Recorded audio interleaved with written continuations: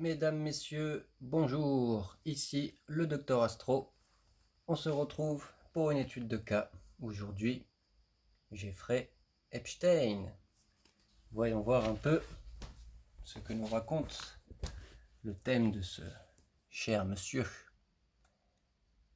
Alors, voyons voir ce que Epstein avait dans la tripaille. Donc, Epstein était Verseau, ascendant Capricorne. Et donc, la personne ici se comporte naturellement, spontanément, puisqu'on rappelle que l'ascendant à la maison 1 ramène toujours au bélier. Ici on agit, ça jaillit, c'est spontané et naturel, ça va vite, ça explose. Et donc ici en maison 1 avec le Capricorne, au contraire, on a quelqu'un qui est plutôt renfermé sur soi. Capricorne a tendance à ériger un mur, une carapace. Ici on ne veut pas montrer ses émotions. Ici on est tourné vers le fait de bâtir quelque chose de grand, de concret. Et avec le Capricorne, va penser à ses affaires, à sa vocation, à son business, ce genre de choses. Et avec Mercure en Capricorne en maison 1, Soleil, Verseau en maison 1. Donc ici on a quelqu'un de très mental, très analytique, quelqu'un qui parle beaucoup, puisqu'il est en maison 1, c'est ce qu'il fait naturellement, et quelqu'un de rayonnant, de solaire, de chaleureux, puisqu'en maison 1, c'est ce qu'on dégage naturellement quand on débarque quelque part, qu'ici les gens vont ressentir le soleil. Le soleil, ça nous ramène toujours au lion, à la maison 5. L'affirmation de soi, la créativité, c'est ce que va dégager la personne, Jeffrey Epstein en l'occurrence. Et donc pour voir où est-ce que s'épanouit la personne, il va falloir voir où se trouve Saturne, puisqu'il est maître du Capricorne. Et si on va voir où est Saturne, il se trouve en maison 9, en Balance. Donc ici la personne s'épanouit à l'étranger, par exemple dans les hautes études, dans la connaissance du monde, de la société, être bien intégré socialement. C'est dans ce domaine-là que s'épanouissait Mr. Epstein, la maison du Sagittaire. Quête de sens, connaissance du monde, le goût du voyage, des grands espaces, d'aller voir loin, loin, bien plus loin que chez soi, de se cultiver, d'en apprendre davantage sur le monde, d'explorer. Et notamment du fait que ce soit la Balance, c'est peut-être dans un couple à l'étranger qu'on s'épanouit ici. Et on a un Saturne qui est exalté en Balance, puisqu'il est en chute dans le Bélier. Donc ici, tout ce qui est les valeurs saturniennes prennent beaucoup d'ampleur, beaucoup d'importance. Quand une planète est exaltée chez quelqu'un, elle vibre fort, elle prend beaucoup de place. Donc ici, ce qui prend de la place, ça va être les ambitions, la structure, la croissance, les responsabilités et les valeurs d'harmonie, d'équilibre, du partage et du relationnel. Ça le renvoie aussi à l'image du père. Mais on voit que c'est carré, Mercure, Soleil, et aussi que Neptune se trouve juste derrière ce Saturne et vient aussi faire un carré. Donc avec Saturne qui représente le père, ici on a une phase 12 puisque Neptune se trouve derrière.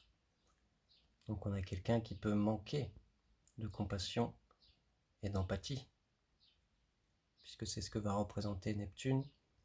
Et en se trouvant derrière, c'est quelque chose qu'on a tendance à bloquer, à inhiber. C'est quelque chose qui nous fait peur, qu'on ne veut pas voir.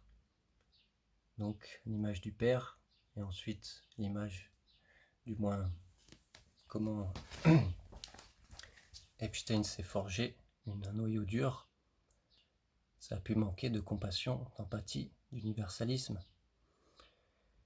Et avec ce carré, on voit que papa a été très dur. Quand on a voulu nous exprimer, papa, boum, nous a tapé sur la bouche. Tu te tais. Quand on a voulu affirmer son identité, qui suis-je?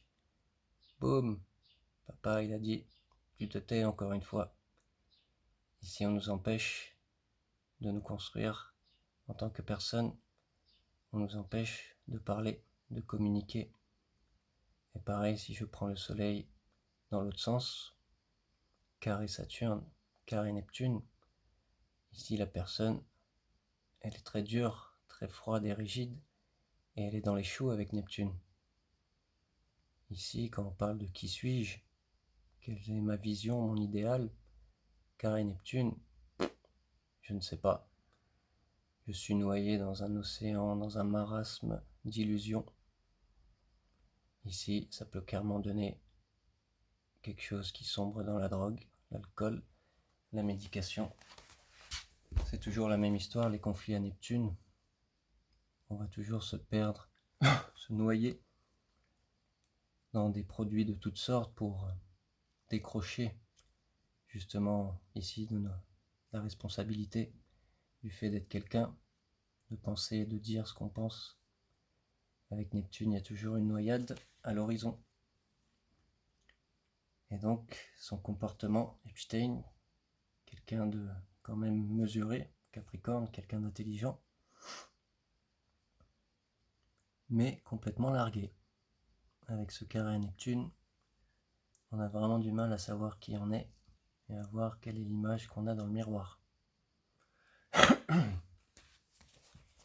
Et donc, c'était un Verseau. Soleil en Verseau, c'est sa vision du monde. Il se comporte comme un Capricorne, plein d'ambition. On veut aller loin. On est carapacé, structuré, bien qu'on a du mal à grandir avec ce conflit. Et en Verseau, on est dans une vision quand même de groupe, de collectif. Quelqu'un qui vient bousculer l'ordre établi, qui a une vision du futur, qui peut-être a le goût des hautes technologies. C'est possible avec le Verseau. Si on va voir quel type d'homme on a avec M. Epstein, il faut aller voir ce Mars. Et ici, on voit que Mars est conjoint à Vénus en Poisson et en maison 2. Donc déjà, ce Mars en Poisson, il ne sait pas trop y faire. Ici, cet homme est un peu perdu dans un océan. Encore une fois, le Poisson nous ramène à Neptune.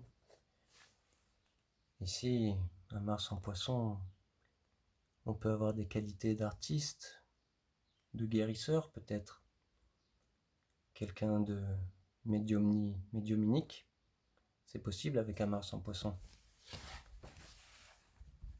Et du fait de cette conjonction, ici Vénus en Poisson, elle est exaltée. Ici on a un potentiel d'amour qui est vraiment énorme, infini. Une Vénus exaltée en Poisson, c'est quelqu'un qui aime, qui englobe tout. Dans le Poisson, on est dans l'unité, on réunifie les choses, c'est la dissolution. Il n'y a plus de guerre et de conflit d'ego. Donc une Vénus en Poisson, c'est vraiment un amour au sens très large, très large. On ne pose plus d'étiquettes ou de quoi que ce soit, ça englobe l'humanité, la création tout entière. Donc pour Epstein, le potentiel d'amour est énorme avec une telle Vénus. Et du fait que ce soit collé à Mars, une telle conjonction, on a un homme très efféminé. On a un homme limite androgyne. Ici, on ne sait pas trop sur quel tableau on danse.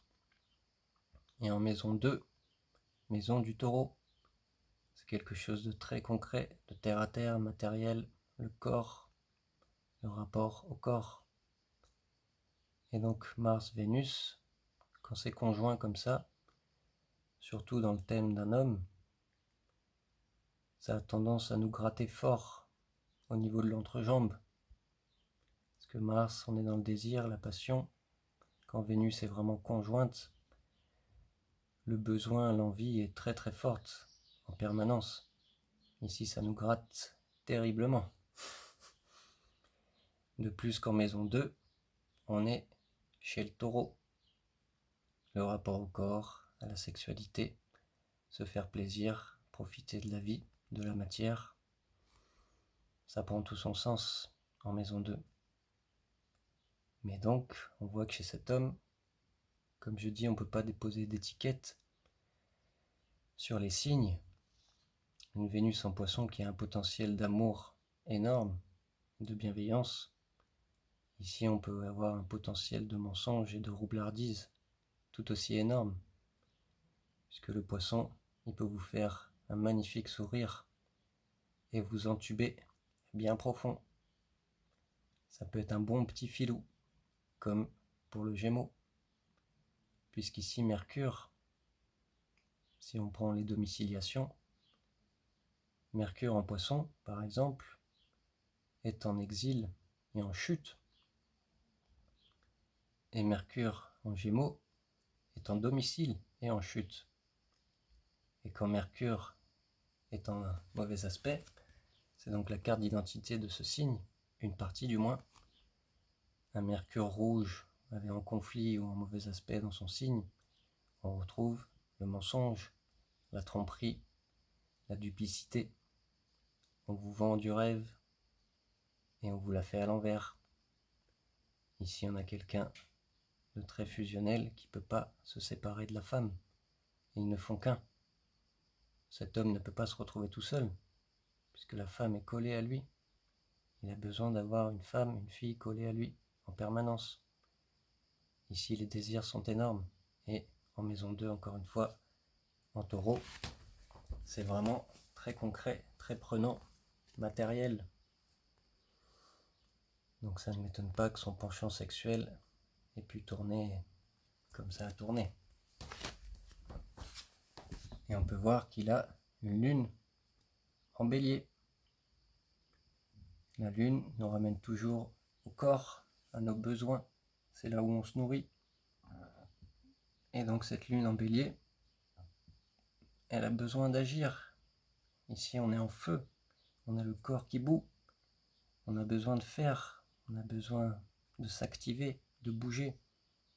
Le bélier, c'est vraiment l'action, le jaillissement. C'est des choses qui s'enclenchent vite, qui nous dépassent même. Donc on a vraiment besoin de faire, d'agir.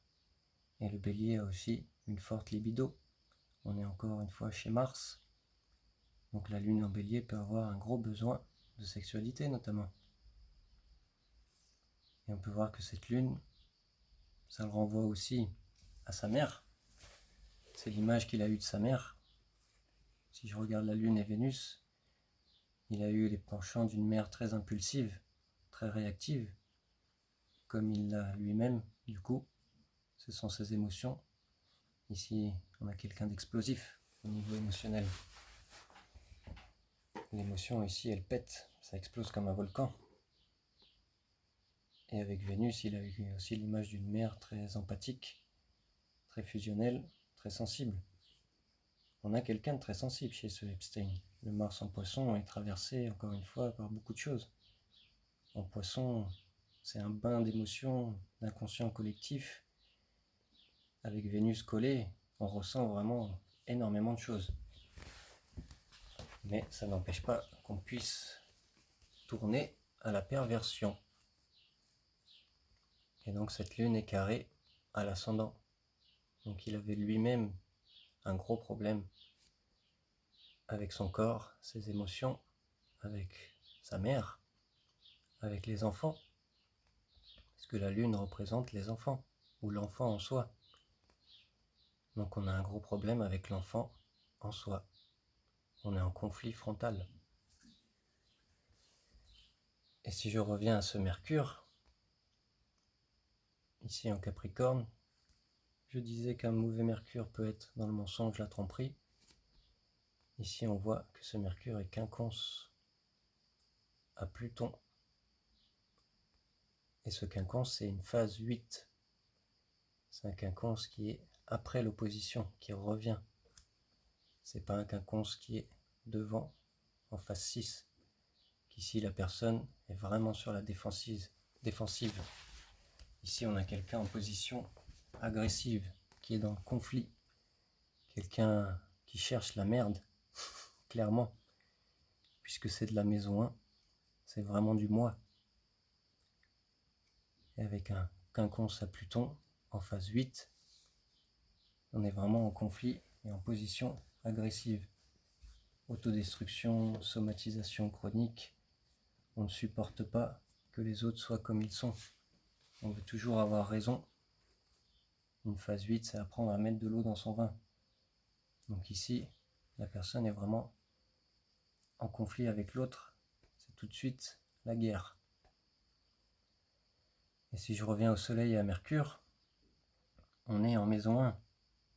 Soleil, qui est vraiment la planète maître en termes d'ego, qui représente l'ego, le moi, très fortement. En maison 1, on a quelqu'un qui fait du moi, moi, moi. Puisque le soleil c'est moi et la maison 1 c'est encore du moi. Donc je fais pour moi. Et Mercure, qui est en maison 1 aussi, quand je parle de moi. Ici c'est moi, moi, moi. Et en plus je suis en guerre totale, jusqu'à la mort avec les autres. Au niveau du foyer, si on regarde sa maison 4, pour ce Epstein, on a le taureau sur la cuspide du début de maison 4 et Jupiter en taureau en maison 4. Donc au foyer, Jupiter en taureau, c'est une bonne position quand même. Ici, en matière d'abondance et de plaisir et de joie de vivre, de matérialité, on est servi, on manque de rien. Ici, au foyer, c'était quand même quelque chose d'agréable et d'abondant. On n'était pas dans la privation du tout.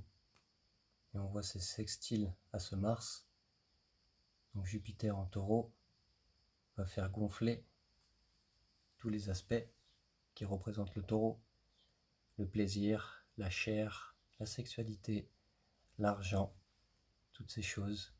Avoir une propriété peut-être, ce genre de choses.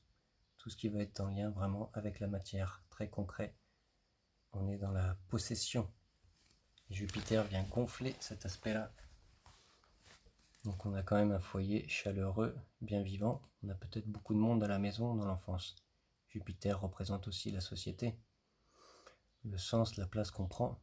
Donc ici on se crée vraiment un foyer, un domaine énorme avec ce Jupiter. Et on sextile à ce Mars qui a le feu au cul, comme on dit. Ça vient rajouter une couche. Vraiment le rapport au corps, au sexe. Maison 2, maison 4, taureau. On voit que ça vibre fort pour Epstein. Le rapport à la matière, au corps, à la femme, bien qu'on soit en conflit avec nos tripes, nos émotions, tout ce qui nous ramène au corps, à la femme. C'est un peu paradoxal. Et il y a une opposition Uranus. Ici, la personne est tiraillée entre son besoin très personnel, son business, ses affaires, sa quête de croissance, de connaissance. Il est tiraillé avec le fait de remettre en cause les valeurs du clan et de la famille. Uranus en Cancer, il vient bouleverser les mœurs de la famille, de nos ancêtres, de l'histoire passée. Uranus, c'est toujours être authentique, être vraiment trouver notre singularité, ce qui fait qu'on est unique. Donc ici, on tiraille entre notre besoin de grandir, de monter tout en haut de la montagne, et le besoin de retrouver sa famille, mais d'y être authentique et non enchaîné à une certaine forme de conditionnement. Ici, la personne, elle tiraille un peu entre les deux. Mais c'est aussi de la maison. Ce Uranus se trouve en maison 7. Donc c'est peut-être plutôt le genre de personne qu'il va rencontrer. des personnes très originales, très bousculantes, qui reviennent mettre en cause le conditionnement familial, peut-être les chaînes qu'on s'est bâties. Et on rencontre aussi des personnes Lilith et Pluton. Ici, dans sa maison 7, il rencontre vraiment des personnages très différents. Uranus, Lilith et Pluton, on n'est pas dans les mêmes énergies. On rencontre des personnes très sombres, très tendancieuses, et on rencontre des personnes très originales et authentiques. Puisque la maison 7, on est toujours dans une forme de projection sur l'autre, on idéalise. C'est les planètes qu'on ne veut pas voir en nous. Ici, on peut idéaliser le diable, le démon, les personnes sauvages, insoumises. C'est ce genre de personnes qu'on idéalise, puisqu'on ne veut pas le vivre en nous-mêmes. Alors on les rencontre à l'extérieur. Et on peut voir que ce soleil, ici c'est pas inscrit, mais si vous regardez bien, on a un soleil opposé, Lilith, quelqu'un de sauvage, d'insatisfait, quelqu'un qui est peut-être en colère. Encore une fois, ça peut le renvoyer à l'image de son père. On ne sait pas trop comment il a perçu son père. C'était très nébuleux pour lui. Donc pour se forger sa propre identité d'homme structuré, c'est un peu un carnage. Et dans ses besoins, cette lune est en maison 3. On a besoin, Epstein avait besoin de jouer, de découvrir tout un tas de choses. La maison 3, c'est le Gémeaux. C'est nos frères et sœurs, c'est notre quartier, c'est les jeux, les découvertes, c'est l'adolescence. Ici, cette lune, elle papillonne, elle a besoin d'aller voir dans tous les sens et de manière très impulsive. En Bélier, on a quelqu'un qui a quand même la bougeotte. Une lune en Bélier, c'est pas quelqu'un qui est posé. La lune, c'est vraiment notre corps, notre instinct primaire. C'est notre inconscient. Donc ici, la personne, elle est vraiment en feu. Le bonhomme, il est agité. Il est quand même assez narcissique par cette maison 1, où il parle de lui et il aime se montrer. Moi. Très excité avec cette lune, son besoin bouillant d'action. Heureusement qu'on a un Saturne exalté en balance. Vu ce qu'il a fait de sa vie, qu'est-ce que ça aurait été si on avait eu un mauvais Saturne en Bélier ou en Taureau? Ça aurait été peut-être encore pire. Allez savoir. Donc quelqu'un d'original qui vise le groupe, qui vise l'ambition, le business. Quelqu'un de très fusionnel à qui ça gratte fortement l'entrejambe, qui est quand même très en prise avec son entourage, quelqu'un de très très sensible et peut-être très manipulateur par la même occasion, puisque avec le poisson, du fait qu'on ressent énormément les autres, on peut s'en amuser et jouer avec eux. Quelqu'un qui a grandi dans un foyer quand même où on manquait de rien, on se faisait plaisir, il y avait du monde. Le Jupiter en Taureau, on est dans... Ici, c'est des buffets monstrueux. Ici, vraiment, ça pleut d'abondance matérielle. Jupiter, c'est la bonne étoile, toujours. Donc au foyer, il vaut mieux avoir un Jupiter qu'un Pluton, par exemple. Et donc, au niveau du père et de la construction, le devenir adulte, c'est pas ça du tout. Ici, papa, il nous a bien laté la gueule quand même. Il nous a empêché de nous exprimer, nous empêcher d'agir et de faire ce qu'on voulait faire. Nous tape dessus pour apprendre à grandir. Et donc, on peut avoir des mots très durs, très froids, qui manquent d'empathie et d'amour. Et on peut être totalement largué quand il s'agit de répondre à la question Qui suis-je? Voilà, monsieur Dan, pour ce thème de monsieur Epstein. Il y aurait encore des milliards de choses à dire, comme d'habitude. Un thème, c'est des portes qui s'ouvrent de partout. Vous pouvez prendre les choses sous des milliers d'axes différents. Ça pourrait faire des vidéos de 2 heures faciles, en approfondissant toujours davantage. N'hésitez pas à lâcher les petits pouces, les commentaires, les abonnements pour me faire plaisir, pour me soutenir et aider cette petite chaîne à gagner en visibilité. Et je vous dis à bientôt sur une prochaine vidéo. Merci à vous. Ciao, ciao.